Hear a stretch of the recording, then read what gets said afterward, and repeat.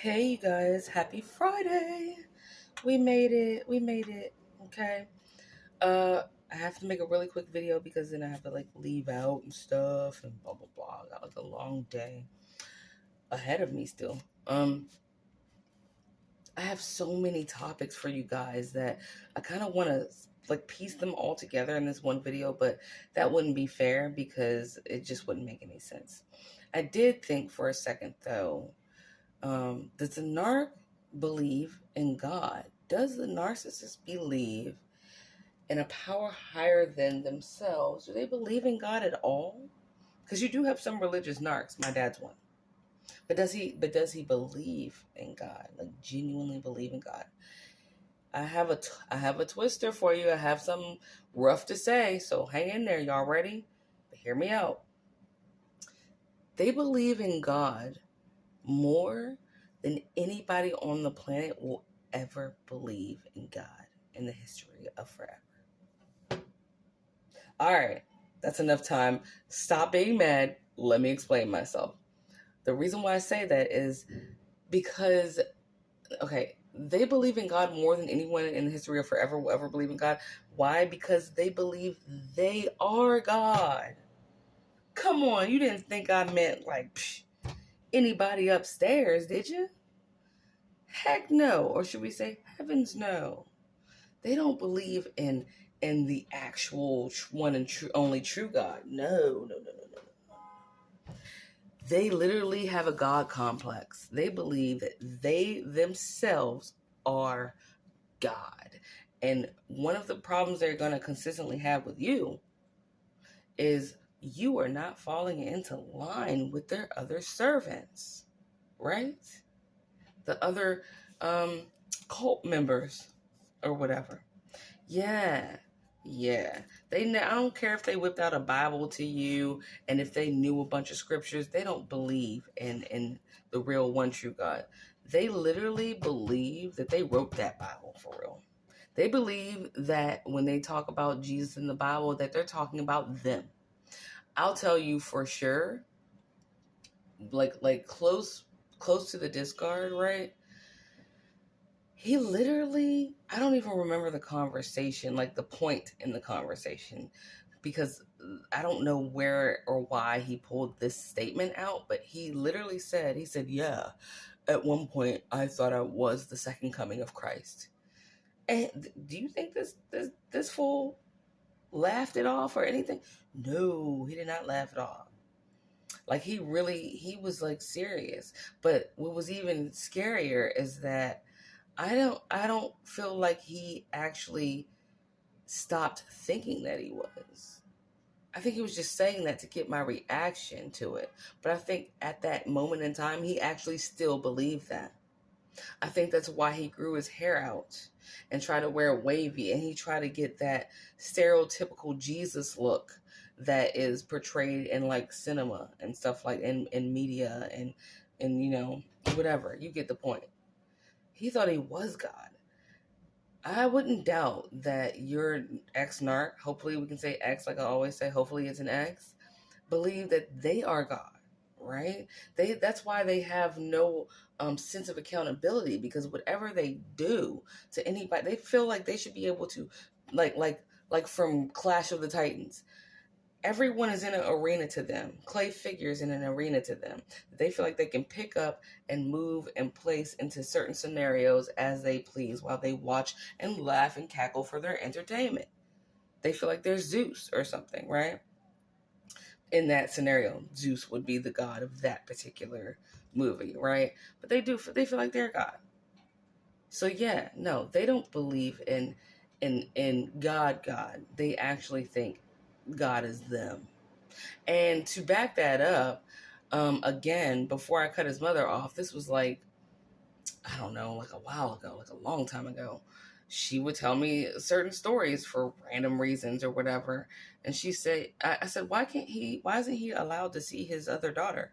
And she said, oh, because he got really, really high. And I ain't talking about weed. I don't know what he was on, but whatever it was, she said he got really, really high and showed up in Ellicott City to his daughter's grandma's house where she lives because he's an unfit parent. and started yelling outside about how he was Jesus Christ. Anyway, why do they stalk you and shit? If they feel like they're God, why do they have a reason? Why are they mad at you? Why are they stalking you? They're stalking you and still mad at you even when they're in another relationship.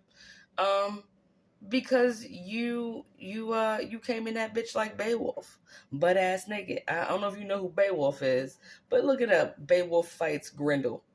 If you ever just get bored, Beowulf fights Grendel. Yeah, it came in that bitch like Beowulf, butt ass naked, and fought a whole ass demon and won. That's why they mad at you. They're mad at you. Like, how did you beat me when you didn't appear to have any tools? How did you beat me? I thought you were like weak. That's why I chose you. I thought you were gullible. Right? Yeah, that's how that goes, bro. Anyway, you came in that bitch like Beowulf. They're mad at you. They're mad at you with their little miniature God complex, because when they walk into your restaurant, there's nothing left on the menu except for let's see, I won't even call it a 5-piece like any wings. Only thing on your menu is a serving of goodbye bitch, right? They're mad at that. They're mad at that. They're mad that they couldn't play you. They're mad that they played you, but it didn't stay like that, right? Why aren't you worshiping them? Anyway, I guess I was thinking about that, but you know what? Before I leave you, because I'm gonna have to leave. Sorry for the short video, because I would love to talk to you about a bunch of stuff. I wanted to tell you guys something important, because I know a lot of y'all are hurting out there and shit. As am I. Sometimes I just do. I feel like all the time. I kind of feel like all the time I am, but I feel like I've placed it somewhere in my mind or something where it's not allowed to really come out. It has to kind of slip out if I'm really tired or if I'm in a sleep state or something. That's when shit creeps up on me sometimes. But for the most part, I don't allow myself to really be upset about the shit that happened with the narc, because it's a rabbit hole that I do not want to go in. It's an abyss with no bottom, like the ocean, and it's just nah. You know what I mean? It's not some shit I want to deep dive into on a daily basis. I like to be happy. But anyway, I was thinking, if you're like, well, I just can't seem to heal. I can't seem to actually heal. I wanted to tell you to look around you. Literally, when I say look around you, every single thing around you is something that can heal you. I mean, when I say single thing, I mean simple shit. Even when you are, here's my teapot. Even when you're making a pot of tea, right? And the steam is coming out, you might have a thought about how that steam is coming out, and it might lead you to another thought that might be positive about life. That's at least how my mind works, but I'm saying try to look at things like that. For example, my little 3-year-old, I got this little book that it's really good. It says Jesus Wants All of Me, and it just gives all types of life scenarios, that are broken down for little tater tots, right? But she brought it over to me while I was just sitting in my chair, probably ruminating, right? When I'm not supposed to, I guess. And she wanted me to read it, and she just pointed to this one. Right? So I thought I'd share it with you, because I was like, damn, that's profound. Don't underestimate things. God will send the most unlikely people to show you a better way. It might be your 3-year-old, like in my case. It might be the dog, right? It might be a little insect that landed on your windowsill or something, right? And it says, and I'm trying to make it fast. It says, "Make It Through" was the title, right? And I wrote, "Find healing in everything around you" at the top. It says, "It's okay to cry. Bad things happen. God did not make a mistake. He did not stop loving me. He is working for my good. Even though I can't understand, God is here. And we will make it through." But here's the cool part that got me real hard. That little orange thing, yellowy thing. The scripture, It's John 12, chapter 12, 27 through 28.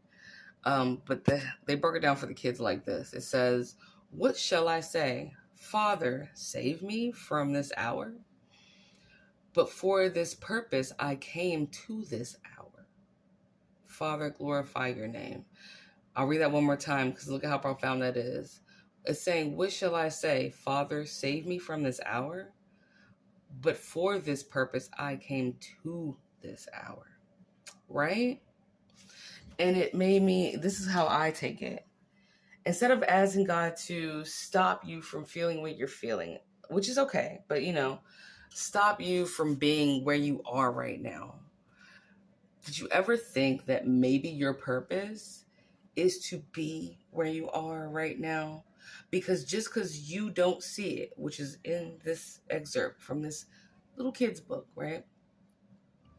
Just because you don't see it doesn't mean that later down the road, this won't be useful. You are so useful. You're so useful, and not to be used by a gross narcissist, but it took being used by a gross narcissist to find where you are best useful. And I guarantee you it's going to be for the greater good of mankind. Anyway, I know this was like super sporadic, but I was thinking about all these things. My mind just goes like everywhere. And I hope that you just have like the most lovely Friday. Okay? But remember, the narcissist doesn't believe in God, man. They think they are God. And the real God put you here to be exactly where you are right now. Because that's the perfect place to be. To be, your best self, your best future self, even though like you cannot see it. Okay? So cut yourself a break. You're doing good. You're doing really good. Love you. All right.